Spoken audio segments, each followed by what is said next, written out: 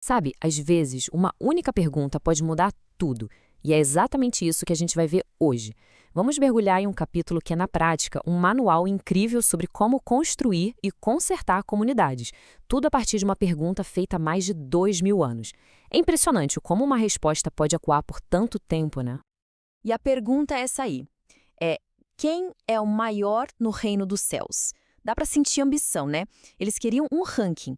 Essa pergunta é a faísca que inicia toda a conversa que a gente vai acompanhar. Só que a resposta que eles ouviram, essa virou o mundo deles de cabeça para baixo. Então vamos imaginar a cena.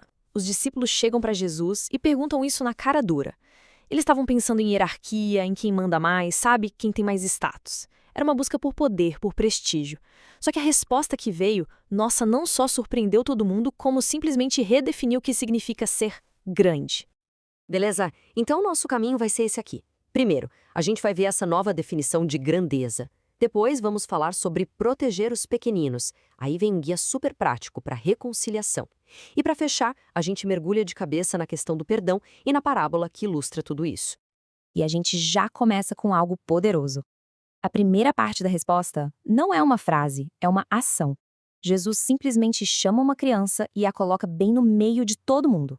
É a partir dessa imagem que o conceito de grandeza começa a ser, assim, totalmente reconstruído. E o ponto central é esse aqui, humildade. A verdadeira grandeza, segundo essa nova lógica, não está na força, no poder, na inteligência. Está na humildade de uma criança. E olha, não é sobre ser infantil, tá? É sobre abandonar essa corrida maluca por status e entender que a gente depende um do outro. É essa nova régua de medida. Ok, se o padrão de grandeza agora é a humildade de uma criança, a conversa naturalmente muda de tom. Vira um aviso bem sério, na verdade. Porque se a gente valoriza os humildes, o pior que se pode fazer é justamente prejudicar essas pessoas, os mais vulneráveis. E a imagem usada para descrever a gravidade disso é chocante, essa aí. Uma mó de azenha era uma pedra de moinho, sabe? Gigante, pesadíssima. A ideia de amarrar uma dessas no pescoço de alguém e jogar no mar é um exagero proposital, claro. É para não deixar nenhuma, mas nenhuma, dúvida do quão sério é fazer mal a um desses pequeninos. E essa mesma seriedade se vira para dentro, para uma autoavaliação. As metáforas de cortar a própria mão ou arrancar o olho são, bem, radicais. É um chamado super intenso para a gente olhar para si e, sem hesitar, remover qualquer coisa em nós que possa nos levar a causar dano a outra pessoa. Para ilustrar ainda mais esse valor do indivíduo, entra em cena a parábola da ovelha perdida. Pensa só, o pastor tem 100 ovelhas. 99 estão seguras. Onde está o foco dele? Na maioria? Não. Está totalmente naquele 1% que se desviou. E é aqui que o ponto fica claríssimo. A grande alegria não está em manter o que já era seguro, mas em recuperar o que estava perdido. Nessa lógica, ninguém é só um número na estatística, sabe? Ninguém é descartável. Cada vida, cada pessoa tem um valor imenso, incalculável. Beleza, então a gente já estabeleceu a base. Humildade é grandeza e cada pessoa tem um valor imenso. A partir daí, o papo fica super prático. Tipo, tá, e quando dá ruim? Quando rola um conflito na comunidade, como a gente resolve? A resposta é um guia, um passo a passo bem claro. E a lógica por trás desses passos é simplesmente genial. Repara que tudo começa no privado, um a um. A ideia é resolver ali, na boa. O círculo de pessoas envolvidas só aumenta se a tentativa anterior não der certo. E o mais importante, em cada etapa, o objetivo não é expor ou punir. É sempre restaurar, é ganhar de volta a pessoa. Aí, ouvindo tudo isso sobre reconciliação, Pedro, que era sempre o mais prático da turma, levanta a mão e faz a pergunta que com certeza todo mundo estava pensando. Tá, legal, mas perdoar quantas vezes? Ele está tentando achar um número, um limite razoável para essa tal de graça. E a sugestão dele, até 7 vezes, não era pouca coisa não. Na época isso era considerado super generoso, mais que o dobro do que alguns mestres ensinavam. Pedro provavelmente achou que estava abafando, sabe? Sendo super magnânimo. Ele queria um limite, mas um limite bem alto na cabeça dele.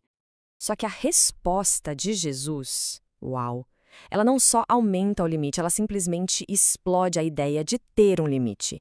70 vezes 7, isso não é pra gente pegar a calculadora. A questão não é matemática, é de mentalidade. O ponto não é ficar contando, mas ter um coração que simplesmente não para de perdoar.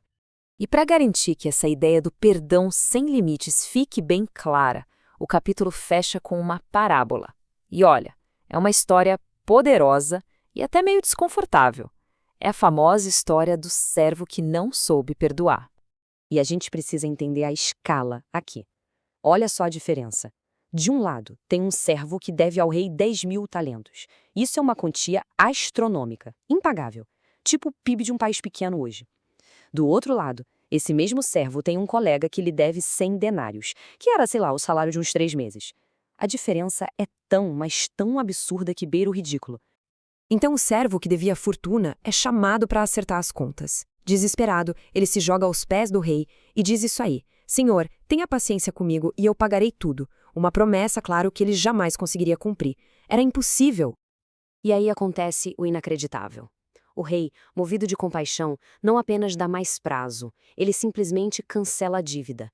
Zera tudo. É um ato de misericórdia de uma escala que ninguém esperava. O cara tá livre. Completamente livre. Então esse servo, livre de uma dívida impagável, sai dali e a primeira coisa que ele faz é encontrar aquele colega que lhe devia uma merreca. E o que ele ouve? Exatamente a mesma súplica que ele tinha acabado de fazer para o rei, palavra por palavra. A mesma promessa, o mesmo pedido de paciência. E a reação dele é de uma hipocrisia que chega a doer. Toda aquela misericórdia gigantesca que ele recebeu parece que não mudou nada dentro dele. Ele se recusa a perdoar, agarra o colega e o joga na prisão. Uma crueldade totalmente desproporcional. Ele esqueceu, em questão de minutos, da graça que salvou a vida dele. Bom, a notícia se espalha, chega aos ouvidos do rei, que chama o servo de volta. E a pergunta que o rei faz é o coração de toda a história. É uma pergunta retórica, mas que ecoa. Escuta, você não devia ter tido compaixão do seu colega, do mesmo jeito que eu tive de você? A lógica é irrefutável. E aí vem o fechamento, a aplicação direta da parábola. A história não era só sobre um rei e seus servos. É um espelho. E a mensagem é clara. O perdão que a gente oferece aos outros está diretamente conectado ao perdão que a gente recebe. E isso tudo nos deixa com a pergunta final, que talvez seja a mais importante de todas. Depois de falar de grandeza, de proteção, de reconciliação, no fim, tudo se resume a isso. O que realmente significa perdoar do coração? Como é, na prática, um perdão que não é só da boca para fora, mas que nasce de um lugar que foi ele mesmo transformado pela misericórdia?